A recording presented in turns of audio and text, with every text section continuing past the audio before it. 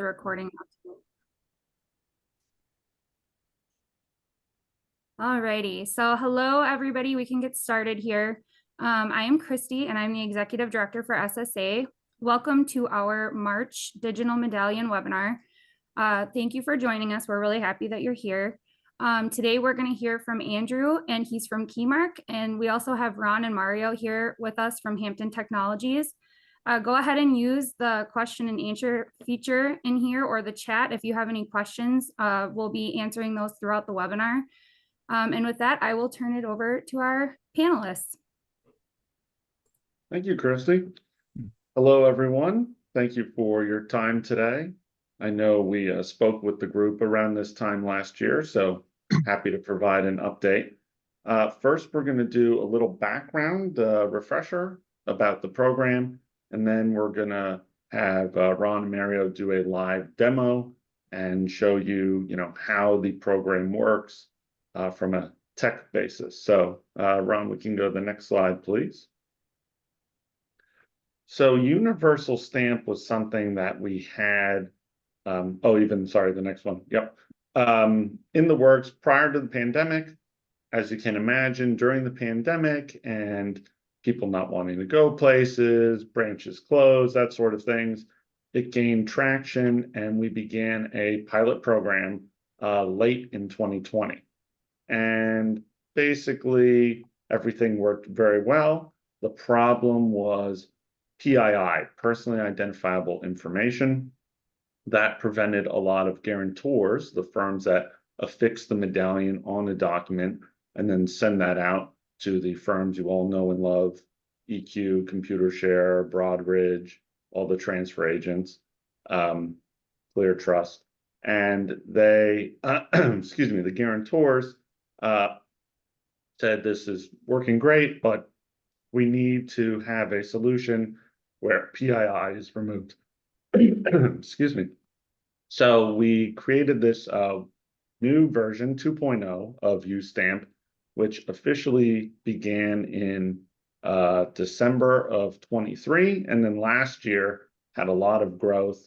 We have a lot of new firms, US Bank probably being the biggest one. They just joined maybe a month or two ago, and they're still getting their setup going. But we have this new process in 2.0 of UStamp. And UStamp is a program that is still in pilot. The pilot will end this year, and then it will become a standalone program in addition to the existing medallion signature guarantee programs that you already know, Stamp being the primary one. Next slide, please. So there are several things that make universal stamp universal. The first, most obvious one is that guarantors can have both physical and digital medallions for the first time. There was no digital medallion before universal stamp. Now there is a digital medallion, and firms that have their physical ones can maintain some or all of them, completely up to them, in UStamp. So I know obviously with DMAT, we're having fewer and fewer physical certificates, but firms might want to keep some physical medallions for transfers involving physical certificates, for example. Kind of silly to have that and then digitize it and then mail the certificate, make it very difficult on the transfer agents to sort of reconcile the timing there. The other feature that's universal about UStamp is that now the UStamp imprints can be used for both change in ownership of a securities transaction, a stamp transaction, or non-change in ownership or account maintenance transactions, such as SVP transactions. So this way, it's kind of easier for the transfer agent community to say, hey, we got this UStamp medallion. It covers basically any type of transaction we could possibly expect for a security. UStamp in the pilot phase, we have firms in the US and Canada, and post-pilot, we would anticipate opening that up to Europe and other parts of the world. So the pilot has given us a lot of really good feedback, most notably the following. Without the PII issue now, because the guarantors, the banks, broker-dealers, credit unions, registered investment advisors, mutual funds are able to send these documents to only the receiving party. Neither Keymark nor Hampton have any PII. That's been a big advantage of phase 2.0, and that's why we feel comfortable that 2.0 is the way to go compared to what we had been doing in the early part of the pilot. The other big thing is that now with digital medallions and the use of digital meetings, medallions can be applied from anywhere. So, for the issuers here, if you have a shareholder who really needs to liquidate something while they're on vacation somewhere foreign and exotic, or lives somewhere kind of more remote, as long as that person can have a meeting like this one where they hold up their driver's license and they can email, of course, the underlying paperwork showing the proof of ownership to their, say, banker, then the medallion can be applied virtually. The banks, the firms putting the medallions on these documents are still going through the same know your customer due diligence processes and training that they provide internally, that Keymark as program administrator provide. It just is all done from a distance. So there's no problem about, branch closures, this kind of thing. It's going to be much, much, much easier for your shareholders to obtain medallions going forward as UStamp becomes a standalone program and more firms participate in it.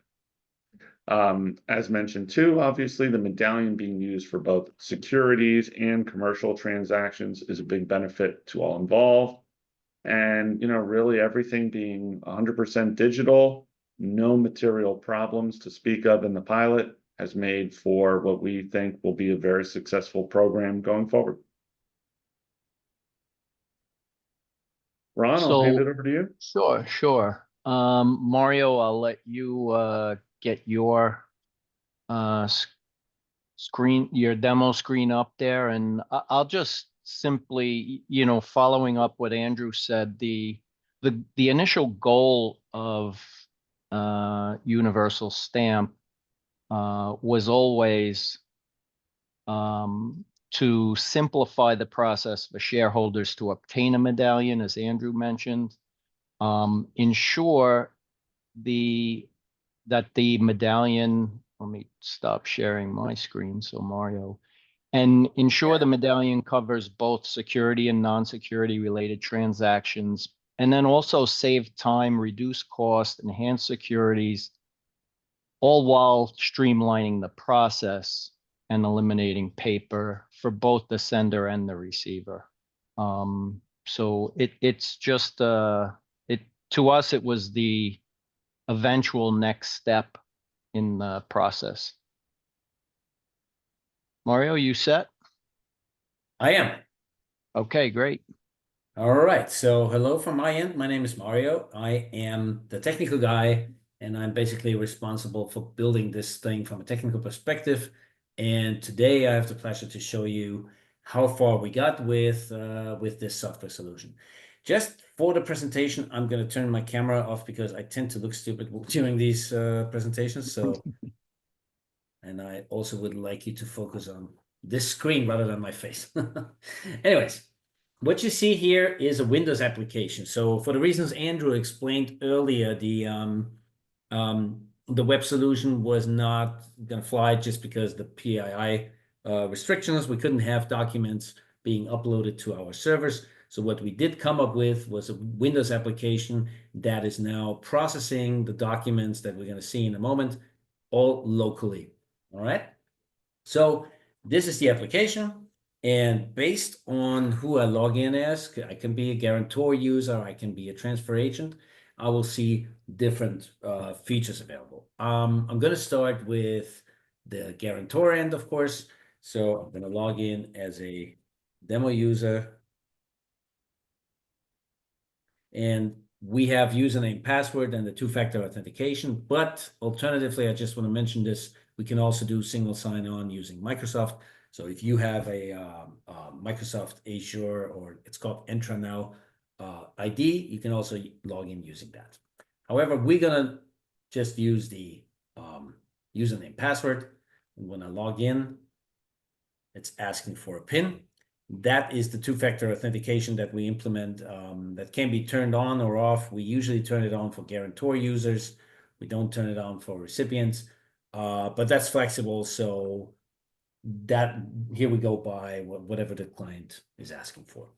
In the meantime, I did get a little email here that looks like that. And I'm just going to use the PIN code that's in there and put it in here. And I'm in. So my name is Joseph Smith, not really, but in this demo it is.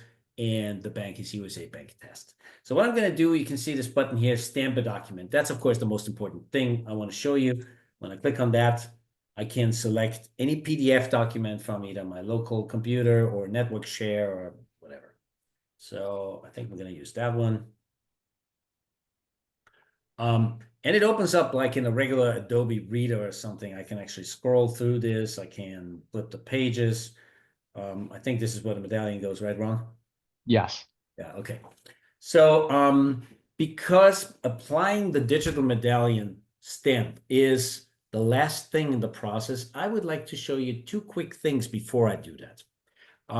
We can add something called the transaction value. So for the sake of this transaction, the guarantor can put in, for quality purposes, they can put in, for example, $1 million. So we know the transaction value of this whole, well, the value of this whole transaction is $1 million. That will help the recipient to understand this better. And then the next thing we can do is we can add attachments. For example, I'm not sure if it makes sense for this document, but you could attach additional supporting documentation. For example, I'm going to do a death certificate. Again, probably it doesn't make sense for this particular document. It doesn't have to be a PDF document. We can do, for example, a PNG, like a driver license, and I just attach it to this document. We will see that in a moment that it actually does not upload this anywhere. These two documents we see here are embedded into the PDF document. We can see this in a moment when I open this in Acrobat Reader later. And as I had said, the final step in this whole thing is to apply the stamp, which I'm going to do. This is my stamp with my name. Usually every user would have their own stamp.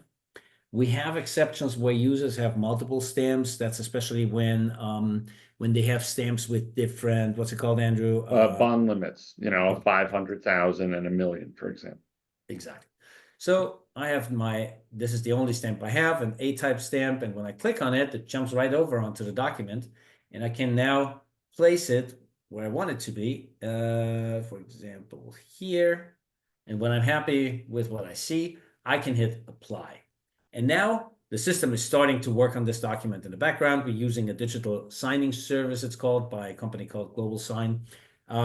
However, there's a cryptographic algorithm that encrypts the checksum of this document. Technical lingo that I don't want to bore you with now. However, in the end, you end up with a document that has the medallion affixed to it. This is not, see, it doesn't move anymore. I'm trying to move it here. It doesn't do it. So I'm actually done here. What I can do is I can save this document, which I will do now, into, call this stamped. That's one thing I can do. I can save it to my file system and then do with it whatever I want. I can save it to the shareholder, send it to the shareholder. I can send it to a whatever recipient by email, but there's a better way to do it. For transfer agents that are in the program, they can choose to offer what we call inboxes. So when I hit assign here, I see a list of companies that are actually participating in this program already and that are offering inboxes. One of them is our test client, of course. And as you can see, we can offer multiple inboxes with colors, with instructions. So in this case, I really don't know what to do with this document. I would just put it into the general inbox and I hit the sign. So what's happening right now once I confirm, is that the document travels to the recipient server directly, bypassing all of Hampton's systems, all of Keymark's systems. There's no PII issue. Your compliance teams will love this because they will not have to audit us. We'll never have any possession of these documents. So that traveled, in our case, through an SFTP connection, if there are any technical people on the call. But it's important to understand that document went directly from the guarantor to the recipient. And it says it was placed and okay. So I'm done stamping the document. What I would like to show you now is what this document actually looks like that we just saved. Just find the folder on my computer. Here it is. So that's the one that I just saved. And when I open that, I don't know if I can ever figure out how to make it open on this screen. So this is regular Acrobat or Adobe Reader. And when I scroll down to where I placed this stamp, where is it? Here it is.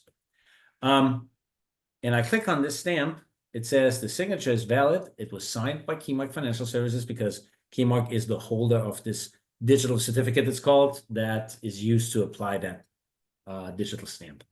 If I click on the properties, I can see when it was stamped, who the guarantor was, what stamp was used.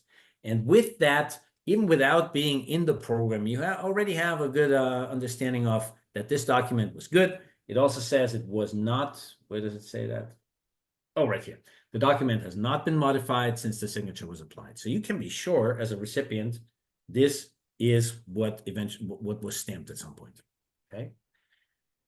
So that's what people can do who are not in the program. Now let me show you what can be done if you are a recipient and you are in the program. I'm gonna log out from here. And I log back in as a demo user of a transfer agent. This, of course, GTA1 it is. And you saw I did not receive a PIN code because recipient users, we usually don't turn this on. But again, if somebody wants it on, we can always do that. And now here we have a couple of different buttons down here. So we have verify document. We could use that to open the document that I received, let's say by email or something. But if you remember, I showed you a way to assign the document to an inbox. And there were a couple of inboxes in different colors with instructions on there. And these are exactly the inboxes that the recipient sees on their end. So I placed it, I think I placed it into the general inbox. Let's see. If the recipient clicks on that general inbox, they should see, oh yeah, it's right here, the last one. So, and keep in mind, we're now on the recipient's end. We're not on the same computer anymore. This is coming from a remote server, which is not us, which is the recipient themselves. If we click on open, they will get the almost the same view. So they can see the document, they can scroll through the pages. They will see, where did I put it? I'm not too familiar with this document. Page 4, I think. Where it is?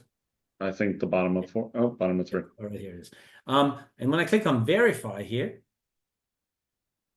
I get this nice report that shows me the document's overall integrity is good. So that means the document has not been manipulated after the stamp was applied. It also has a little summary here, which stamps have been found on the document. So we see on page 3, we have this stamp. It was applied by that particular guarantor. It's a valid stamp. That's what you don't see if you only use the Adobe Reader.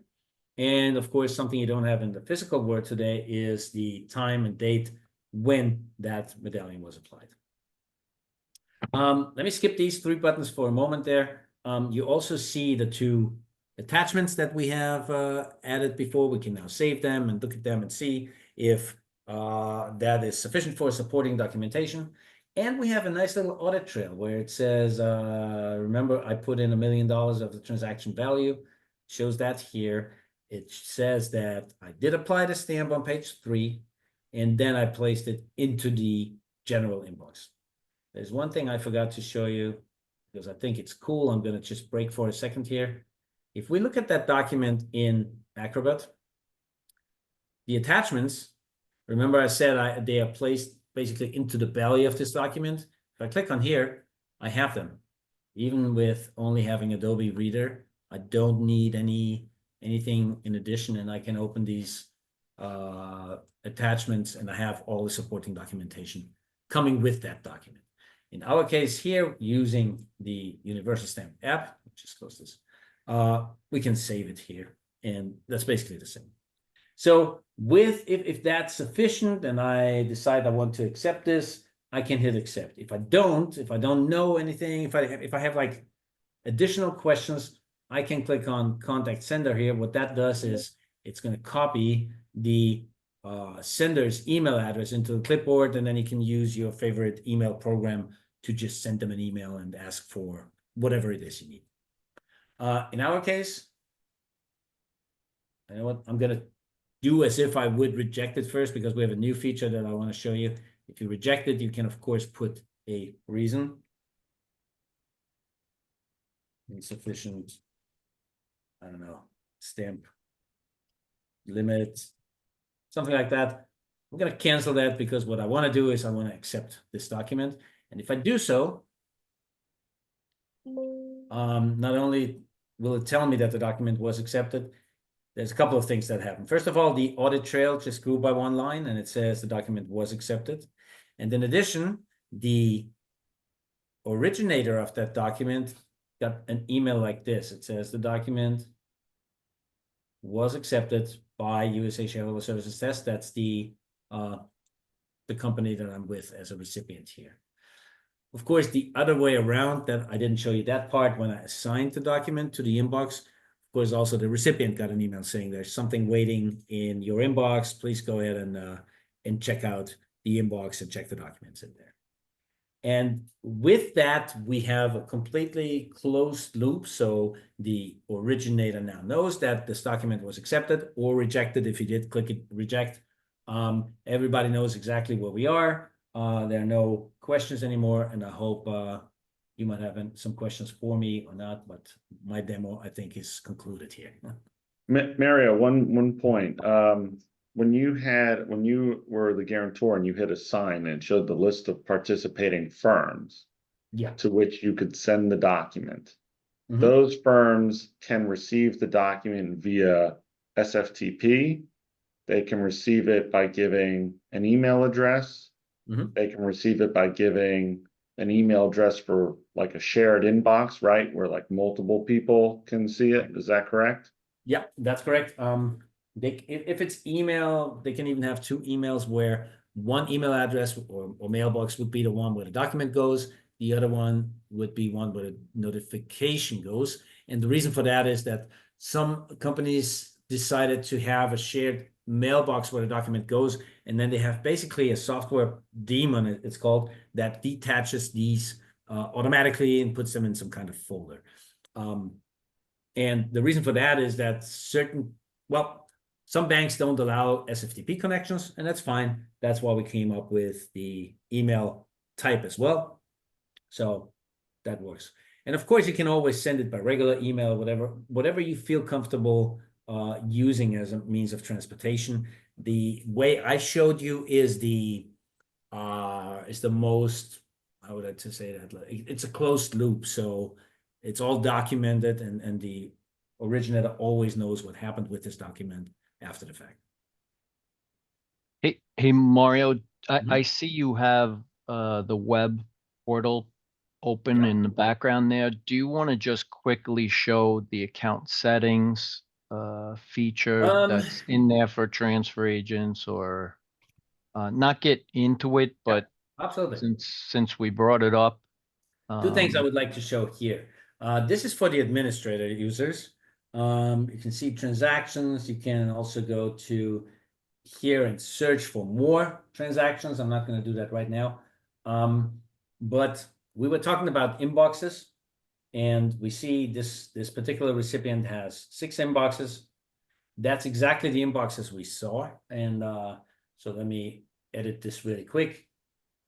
And as you can see, this is an SFTP server with the username, password, a folder where it goes. This is very technical for your IT departments probably. And then I set up a notification email address wherever the notification needs to go when somebody places a document, and the color, and that's that. And the other thing is, let me see which one is email, this one.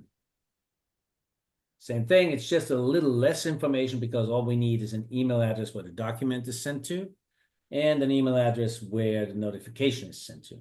In our case, it's the same. That was basically for testing purposes, but if we ever had that in a real life scenario, other than the two that we set up so far, these would most likely be different. And the final type that we have is new, that's local now. You look at the screen here. Local inbox. Oh, I turned off the visibility. That's a thing just to explain. If I have a local inbox, it will show up as a button right here, but it's going to be nothing than a folder on my local drive or network drive. Some clients really like that idea because they have, as I said before, this automated program that retrieves emails, detaches the documents, and puts them in a certain folder.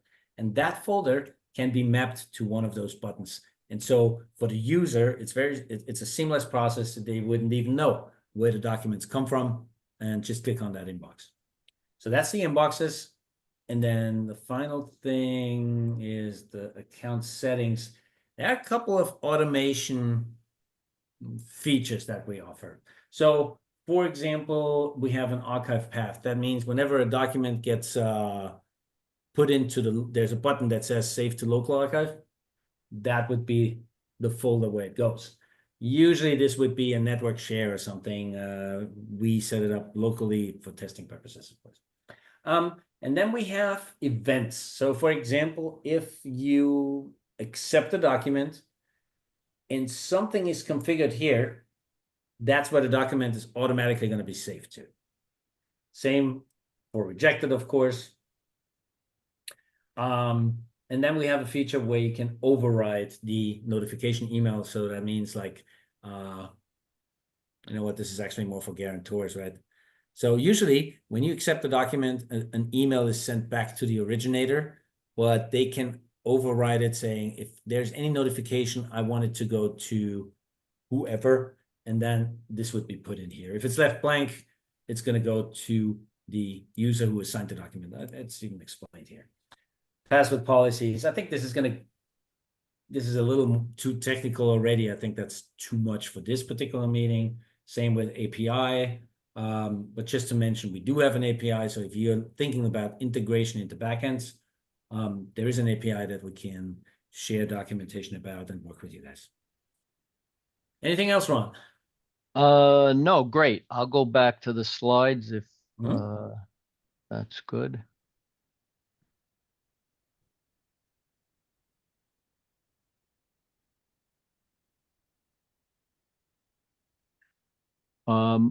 Mario, I guess you have to stop sharing. Oh, I see. Stop share. There we go.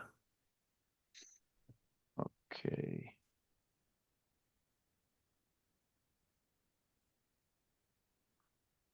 Mario, this is you. It's not up, bro. It's not.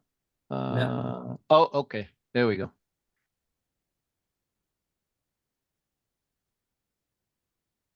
Yeah. I think I mentioned it before, but maybe to touch base on that once more, what you saw, the green imprint, is just a visual representation. So we made it look like the physical stamp does now, just because it's a well-known format. Everybody recognizes that. But what really happens in the background, we're using, excuse me, what's called the digital signature. It's the same technology that Adobe is using, DocuSign. So that's all compatible. And that makes the document tamper evident. So if you changed it just slightly, it would come up in the verification process with a red X saying that document integrity has been broken. So you would not accept the document like that. The metadata, since we were thinking about security a lot in this whole program, We are double encrypting everything. So we have the typical HTTPS encryption, or TLS, I should say. But then anything that's critical, we also have another encryption on top of that, and we're sending encrypted data over another encrypted channel just to make sure there's no way to intercept that traffic. Yeah, and then the audit trail we saw before. What I didn't mention is that you can save this audit trail as a text file, of course, but using the API, if you're thinking about integration, you can also retrieve the audit trail for a particular document. The document itself, you cannot retrieve because, as we had said before, we never have it, and we don't want to have it. All right. Yeah, and that's about automation. So if you are technical, you will probably look at this and say, hey, great. But if you're not, it's going to give you a headache, I'm sure. It even gives me a headache once in a while. But this is just to show you there has been a lot done to make USTEM easy to integrate into your systems. And I think the core message, even though this looks like a lot, is integrations take anywhere from an hour to a day because it's prepared for integrations already. So if you're thinking about integration, don't be scared. This is not going to be a $100,000 project. This is really something, I would say, a day. Maybe it's 2, maybe 3 with testing, but somewhere around these numbers. We can send this out for you to flip to your IT department tool. Exactly. Yeah, don't try to understand what it says here because Ron, do you want me to discuss that?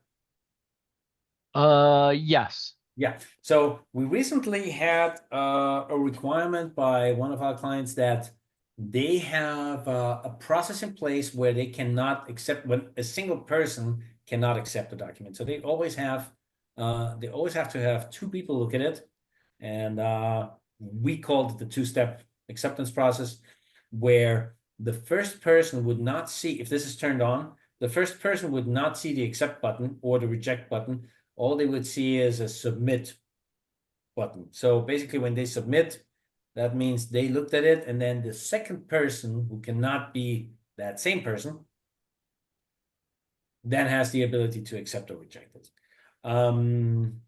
That's how it works currently for this particular client. What we're working on is that we also will be able to configure roles for users so that particular users can only submit and others might be able to accept or reject it. Right now, it's not role-based. It's just, it has to be a different person because that's the way this client wanted it.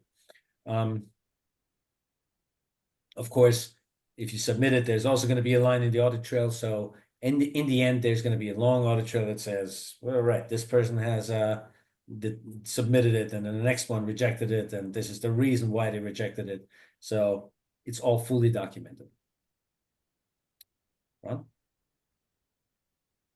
And this is just an illustration we've used over the years to just show some of the different cost savings that have been achieved by users.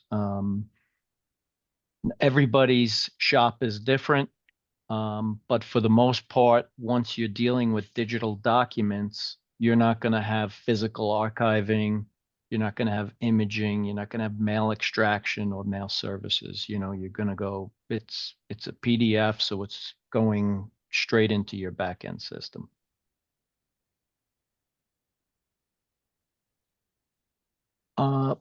These are the current participants in the pilot. On the transfer agent and shareholder services side, as Andrew mentioned, you know, everyone in the big these are global companies, Canadian Pretty much everyone companies. on the meeting, yeah. Yeah. And then these are the Banks, guarantor broker-dealers, participants credit that are unions. involved right now. Yeah. And that's it. As Andrew said, we anticipate UStamp's production phase, or I guess you could call it the end of the pilot, being this year. More firms are accepting transactions with digital medallions. The more frequent the process will be, the more users there will be. It still remains one of those chicken egg things. Hey, if you're on it, I'm on it. And the other guy is saying, well, you're not on it. Why would I be on it? So it's still like any one of those types of digital processes where you're, you need two people to play the game. Otherwise it's no good. Other than that, thank you for everyone's time today. And I guess we can go to Up a for Q&A questions. now. Any questions?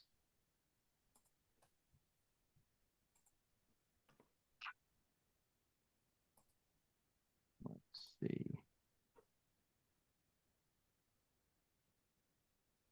I don't see any coming in yet. No If anybody has questions? any questions, go ahead and throw them in the chat. There's a lot of information, but we can send Christy the slide to distribute, certainly. Any questions, feel free to contact us directly as well. Great. Alrighty, well, thank you so much, everybody. Thank you to our speakers for today and everybody joining us. We hope you enjoyed the webinar and you've got lots of good information from it. If, like Andrew said, if you have any questions, anything comes up, feel free to reach out to me and I can get you in touch with any of the speakers. And I also wanted to quickly mention that registration is open for our annual conference. We're going to Denver this year, so we would love to have you there if you want to go register today. Other than that, I hope everybody has a good rest of their day. Take care. Great. Thanks so Thank much, you. everybody. Thanks, Christy. Bye, Thank guys. you. Bye, Bye. everybody.